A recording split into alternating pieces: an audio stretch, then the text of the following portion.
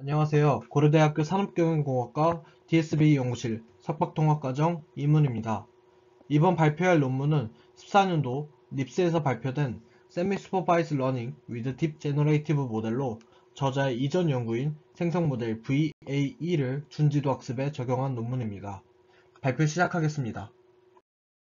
목차는 다음과 같습니다. 인트로덕션에서 해당 논문의 개요와 목적에 대해 말씀드리고 관련된 배경이론, 방법론, 실험을 차례로 말씀드리며 마치도록 하겠습니다. 해당 논문은 제목에서부터 직관적으로 알 수 있듯이 생성모델을 활용한 준지도학습 방법론을 제시하고 있습니다. 라벨이 있는 데이터부터 없는 데이터까지 효율적으로 일반화를 할 수 있는 생성모델을 기반으로 준지도학습 방식에 접근했습니다.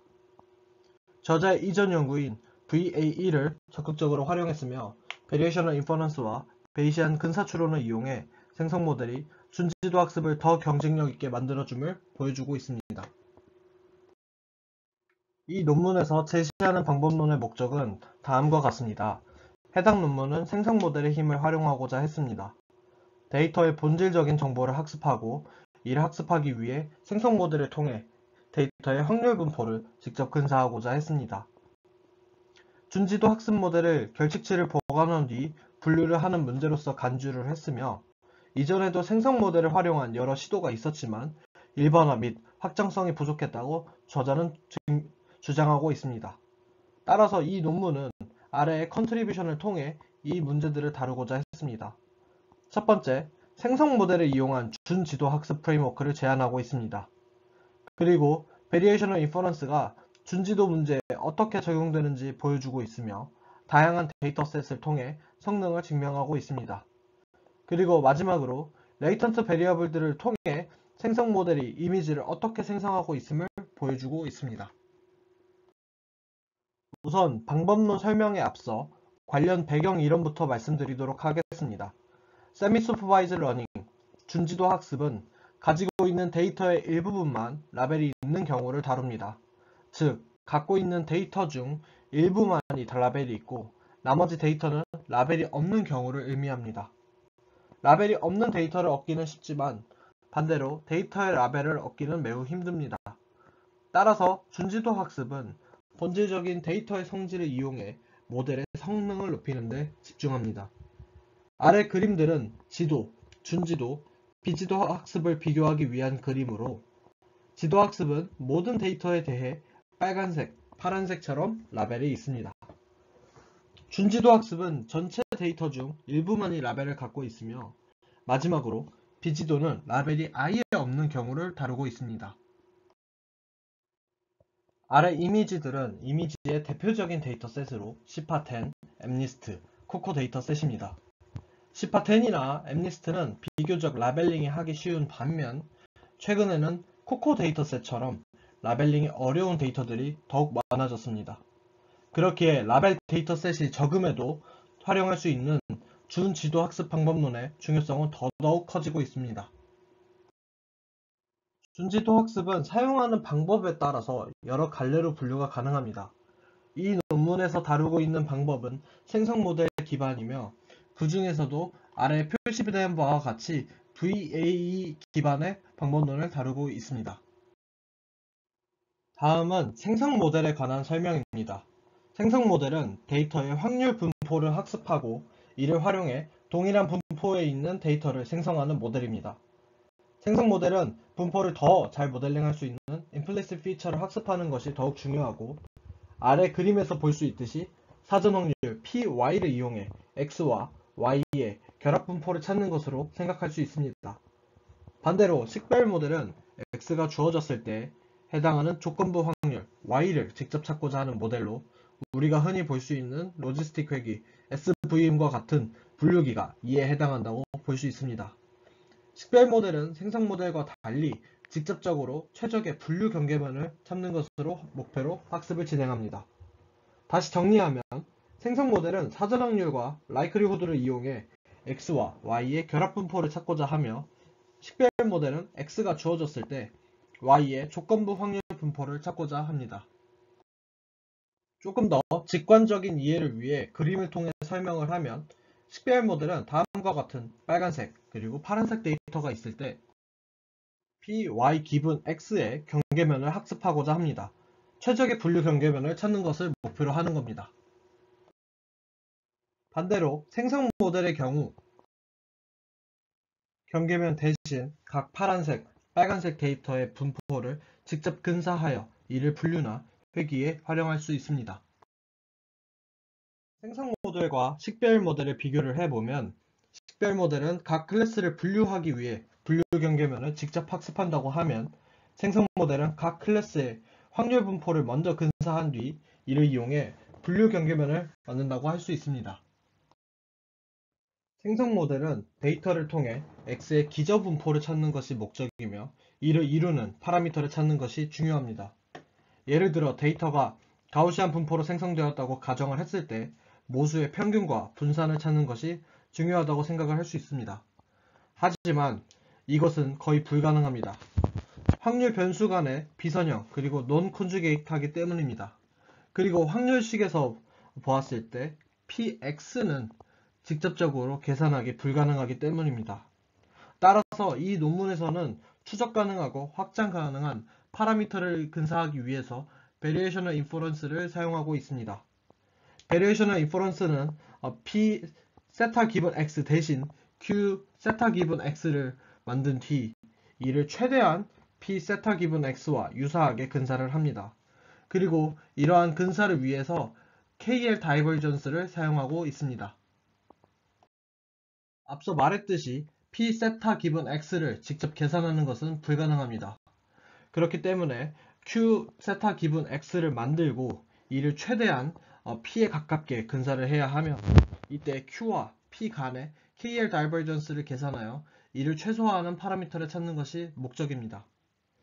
KL 다이버전스의 식은 다음과 같습니다. 설명을 위해 잠깐 식을 전개를 해보면 이 기대값 항을 KL 다이버전스 쪽으로 이항을 한 뒤 로그 px의 식으로 만듭니다. 그 다음에 마이너스 부호를 기대값을 안으로 넣어서 플러스로 바꿔준 뒤 KL 다이버전스 항을 지우게 되면 이와 같은 부등식을 얻게 됩니다. KL 다이버전스는 항상 0보다 크기 때문에 다음과 같은 부등식이 나타나게 되며 이를 좀 더 자세하게 전개를 하게 되면 이와 같은 식이 나오게 됩니다. 이는 likelihood 플러스 prior 마이너스 approximate posterior로 이를 evidence lower bound, 즉 엘보라고 부르게 됩니다. 이를 최대화하는 것이 KL 다이버전스를 최소화하는 것이기 때문에 이를 최대화하는 파라미터를 찾으면 되게 됩니다.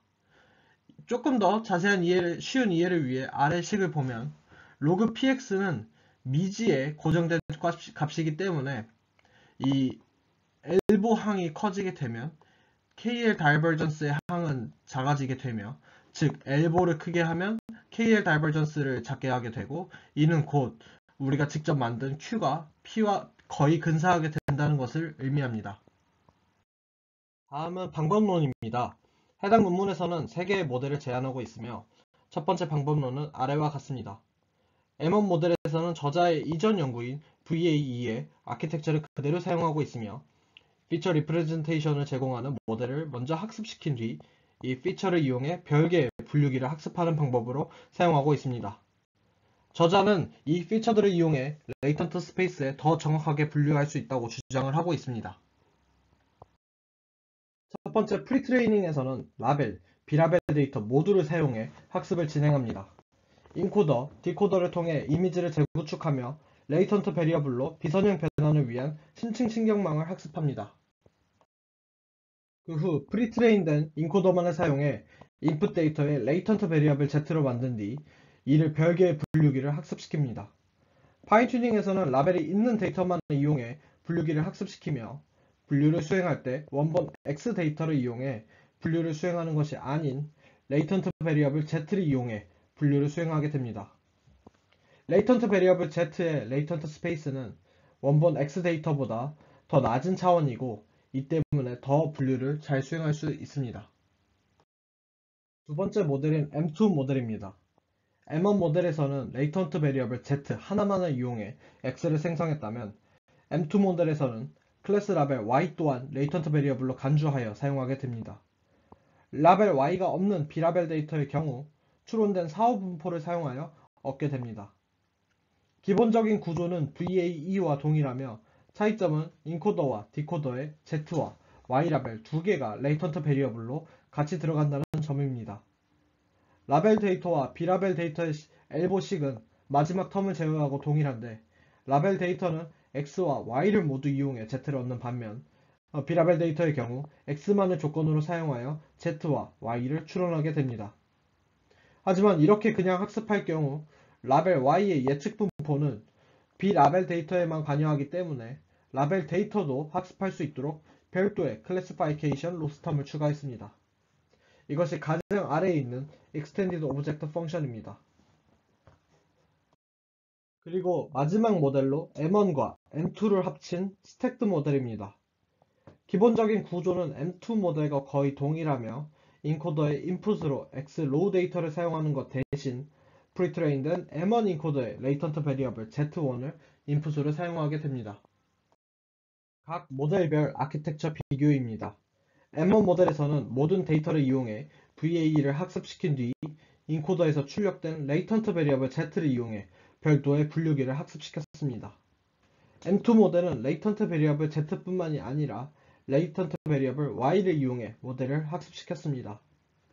M1 플러스 M2 스택드 모델은 M1의 프리트레인된 인코더의 Z1 그리고 Z2 그리고 Y 레이턴트 베리어블들을 활용해 모델을 학습시켰습니다. 다음은 실험 결과입니다. 기본 실험은 MNIST 데이터만을 사용해 분류 태스크로 진행되었습니다.